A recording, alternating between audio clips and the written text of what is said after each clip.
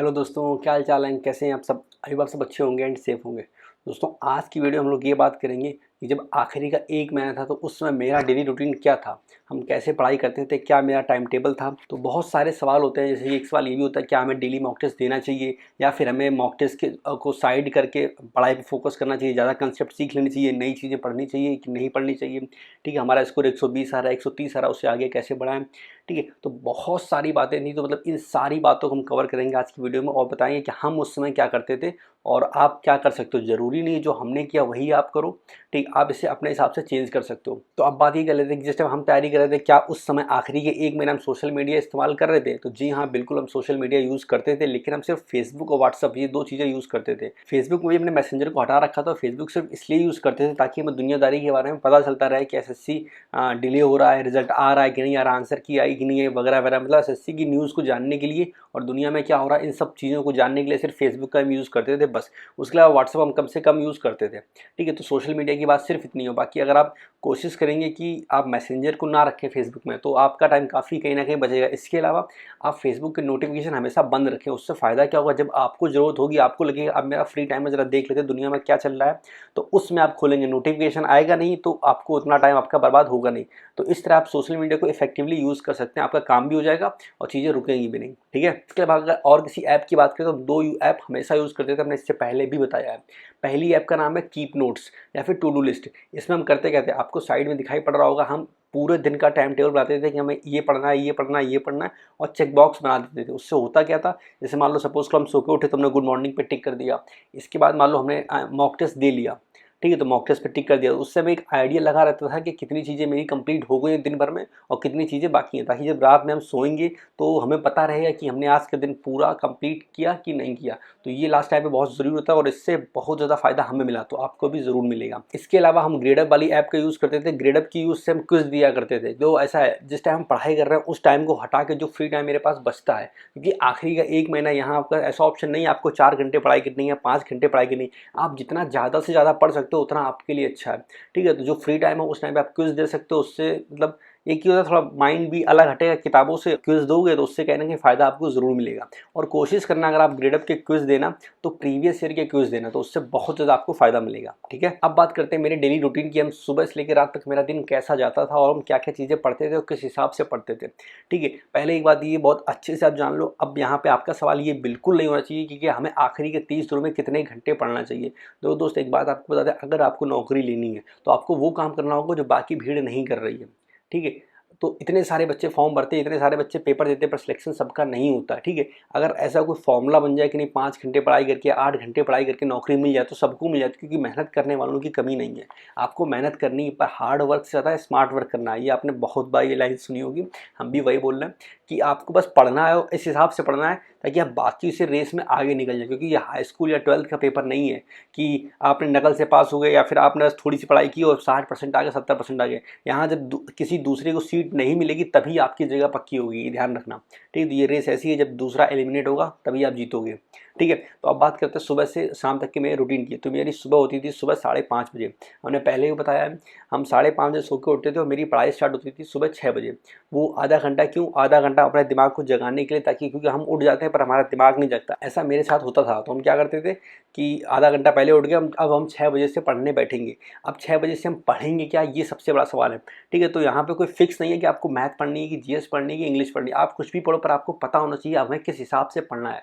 आपको एक रात पहले, मतलब जैसे मान लो आज की पढ़ाई आपको करनी है तो आपको एक रात पहले अपना टाइम टेबल बना लेना है कि यार अब हम पढ़ने जाएंगे तो हमें ये चीज़ें पढ़नी है। ठीक है, तो इस चीज़ का खास ध्यान रखिएगा। आपको पहले से उस दिन पता होना चाहिए कि आज हमें क्या पढ़ना है। टू डू लिस्ट का हमने बताया, उस लिस्ट में आपको एक रात पहले सब भर लेना है कि हमें कल ये चीज़ें पढ़नी है। तो अगर दिन भर में मेरी डेली रूटीन की बात करें तो जो टाइम हमने डिवाइड किया था वो सुन लीजिए। हमने 2 घंटे निकाले थे मैथ के लिए, 2 घंटे निकाले थे इंग्लिश के लिए, 2 घंटे निकाले थे जीएस के लिए और 2 घंटे निकाले थे मॉक टेस्ट के लिए।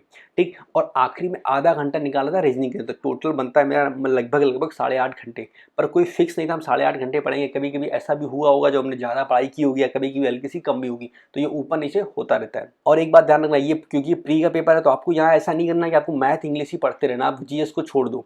ठीक है, ये बिल्कुल मत करना, क्योंकि होता क्या है ना, प्री में 25 क्वेश्चन मैथ के आएंगे तो 25 जीएस के भी आएंगे, तो यहाँ पे सब कुछ बराबर है।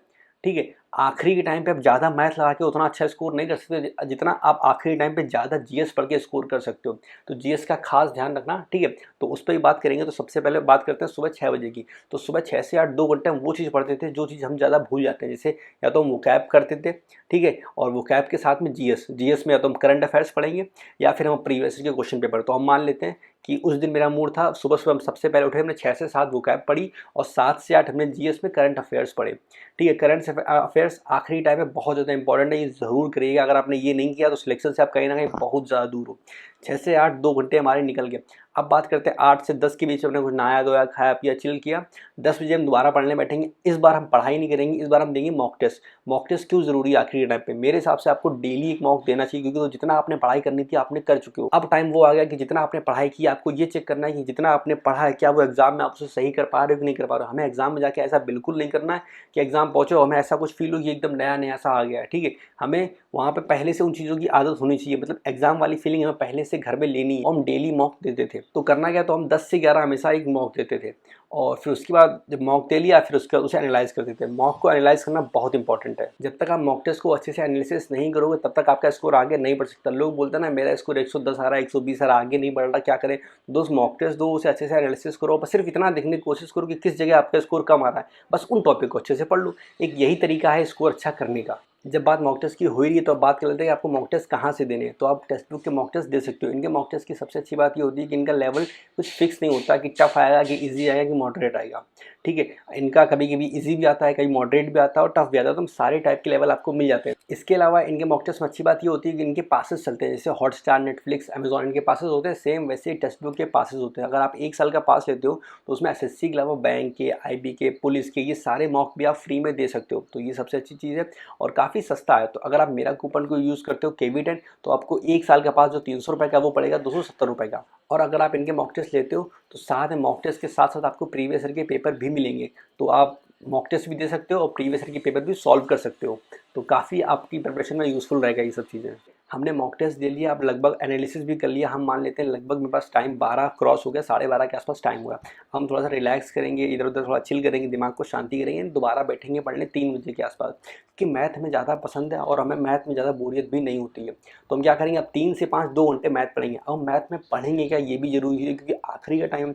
अब देखो आप मान के चलो अगर 25-30 दिन आपके पास बाकी हैं तो आप पूरा सब कुछ नहीं पढ़ सकते। आप क्या करोगे, मान लो आप सपोज को परसेंटेज करने बैठे तो आपको कोशिश ये करनी है कि आपको उन 2 घंटे में परसेंटेज को पूरा खत्म करना है। खत्म करने तभी आप कर सकते हो पहले से पढ़ाई कर रखी होगी, रिवाइज करने के तौर पे करोगे तो आप उसे खत्म कर सकते हो। सोचो पूरा पढ़ने अभी बैठोगे तो वो पॉसिबल नहीं है। तो आपको उन 2 घंटे में सिर्फ मैथ को रिवाइज करना, जैसे एक दिन परसेंटेज को कर लिया, किसी दिन प्रॉफिट लॉस को कर लिया। अगर आप चैप्टर वाइज करना नहीं चाहते तो इसके अलावा एक और तरीका है जो हम कभी कभी यूज़ करते थे कि हम 25 क्वेश्चन का एक सेट लगा लिया हमने। तो उससे क्या होगा, मेरी पूरी मैथ उस 1 घंटे में हुई जा रही है और बाकी ये 1 घंटा हमने कुछ और पढ़ लिया। तो आप ऐसे 2 घंटे मैथ को दे सकते हो, ठीक है। 3 से 5 हमने ये पढ़ाई कर ली एंड उसके बाद 7 बजे के आसपास हम दोबारा फिर पढ़ने बैठेंगे, ठीक है। इस बार हम क्या पढ़ेंगे, हमने सुबह 1 घंटे वोकैब पढ़ी थी तो इंग्लिश में हमारे पास एमबी पब्लिकेशन के सेट लगाना बाकी रह गए। तो पहले हम रूल्स को रिवाइज करेंगे एंड बाद में एमबी पब्लिकेशन के सेट लगाएंगे। इसके अलावा बचा हुआ 1 घंटे में अगर हमने सुबह करंट अफेयर्स पढ़ा था तो अभी हम प्रीवियस ईयर जीएस के क्वेश्चन पढ़ेंगे। टाइम लगभग 10 बजे के आसपास हो गया और अब अभी हमारे पास आधा घंटा बचता है रीजनिंग के लिए। देखो रीजनिंग के लिए हमने सिर्फ आधा घंटा इसलिए निकाला क्योंकि देखो आप अगर मॉक टेस्ट दे रहे हो तो उसमें 25 क्वेश्चन आप रीजनिंग के कर रहे हो और उसके साथ में एनालिसिस भी कर रहे हो, ठीक है। तो वहाँ से आपको इतना पता चल जाएगा कि रीजनिंग में क्या आपको आता है क्या नहीं आता। आखिरी टाइम पे पढ़ना जरूरी इसलिए होता है क्योंकि कुछ छोटे छोटे टॉपिक होते हैं, जैसे कैलेंडर हो गया, क्लॉक हो गया, डाइस हो गया, कुछ टॉपिक या कुछ भी ऐसा जो आपको नहीं आता तो आपको आधे घंटे में सिर्फ वो टॉपिक देखने हैं। उससे होगा क्या, क्योंकि कुछ चीज़ें ऐसी होती है ना, मतलब जो आदमी भूलता ही भूलता है। जैसे कैलेंडर है, कुछ चीज़ें आदमी भूल जाता है, डाइस है, कुछ चीज़ें भूल जाता है। तो उसे आप आखिरी में पढ़ो, आधा घंटा पढ़ा, काम खत्म और वो चीज़ें आप अच्छे से कर सकते हो। फिर अगले दिन आपने मॉक टेस्ट दिया, फिर आपको पता चलेगा अच्छा आज हमें इसमें दिक्कत हो रही है, तो आपने अगले उस दिन क्या किया, उस टॉपिक को पढ़ लिया। तो ऐसे करके आपको रीजनिंग को सिर्फ आधे घंटे देना है। तो ये था मेरा पूरा डेली रूटीन। हमने लगभग 8.5 घंटे का टाइम निकाला, ठीक है। और इतना ही टाइम आपको निकालना है। अगर आप इससे ज़्यादा कर सकते हो और अच्छी बात है, लेकिन एक चीज़ का खास ध्यान रखना, आप टाइम कितना भी निकालो पर अपनी नींद को सेक्रीफाइस बिल्कुल मत करना।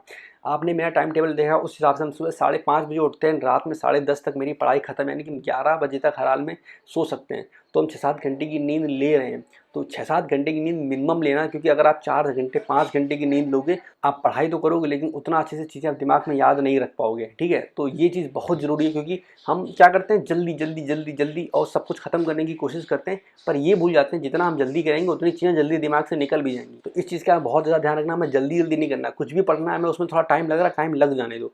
एंड सबसे इंपॉर्टेंट चीज़, आखिरी के टाइम पे आपको नया बिल्कुल भी नहीं पढ़ना, आपको सिर्फ वही पढ़ना जो आप पहले पढ़ चुके हो। अगर आप नया पढ़ने जाओगे तो उस चक्कर में आप जो पुराना पढ़ा था वो भी भूल जाओगे और नया तो आएगा वैसे भी नहीं। ठीक है, तो इस चीज़ का खास ध्यान रखना। फिलहाल मुझे उम्मीद है आपको वीडियो पसंद आई, हमने पूरा अपना डेली का रूटीन बता दिया, हम सुबह से शाम तक क्या क्या करते थे। ठीक है, और मॉक टेस्ट की एक चीज़ ध्यान रखना, मॉक टेस्ट में आप क्या कर सकते हो कि आप ज़रूरी नहीं सुबह 10 से 11 दो, आप उसका टाइम चेंज कर सकते हो। आपने एक दिन 10 से 11 दिया, एक दिन 2 से 3 दे लो, एक दिन शाम को 4 से 5 दो, ताकि आपको मतलब किसी भी टाइम आपका मॉक टेस्ट हो जाए। आप अपने दिमाग को एकदम तैयार रखो, और जब आखिरी के टाइम पे आपका एडमिट कार्ड आ जाए, मान लो 7 दिन पहले एडमिट कार्ड जब आ जाए, तो उसमें टाइम लिखा होता है, मान लो आपका टाइम है शाम को 4 बजे से 5 बजे तक, तो आप फिर क्या करो, फिर शाम को 4 से 5 के बीच में मॉक टेस्ट देना शुरू कर दो। उससे होगा क्या, जब एग्ज़ाम देने जाओगे तो, क्योंकि डेली आपने 4 से 5 बजे के बीच में मॉक टेस्ट लगाए हैं, जब आप एग्ज़ाम देने जाओगे तो 4 से 5 के आसपास आपका दिमाग और अच्छे से काम करेगा, क्योंकि डेली आपने वही रूटीन फॉलो किया है, और आपको दिमाग को ऐसा कुछ भी नहीं लगेगा कि कुछ नया हो रहा है। आप जैसे घर में मॉक देते थे, आपको सेम वही फीलिंग आएगी कि आप वैसे ही एग्जाम में मॉक दे रहे हो, क्योंकि जितना इंसान के अंदर कॉन्फिडेंस रहता है उतना अच्छा वो परफॉर्म करता है। ठीक है, तो मुझे उम्मीद है आपको वीडियो पसंद आएगी। अगर आपकी कोई क्वेरी हो तो आप नीचे कमेंट सेक्शन में पूछ सकते हो, बाकी आप मुझे इंस्टा पे फॉलो कर सकते हैं, कुछ पूछना हो वहाँ आप पूछ सकते हो। अगली वीडियो हम किस टॉपिक की लेके आए नीचे आप कमेंट सेक्शन में बता सकते हैं। तो फिलहाल इस वीडियो में इतना ही। बाय, टेक केयर, मजा करो, ऐश करो, खुश रहो, घर वालों को खुश रखो और पढ़ाई अच्छे से करते रहो। बाय।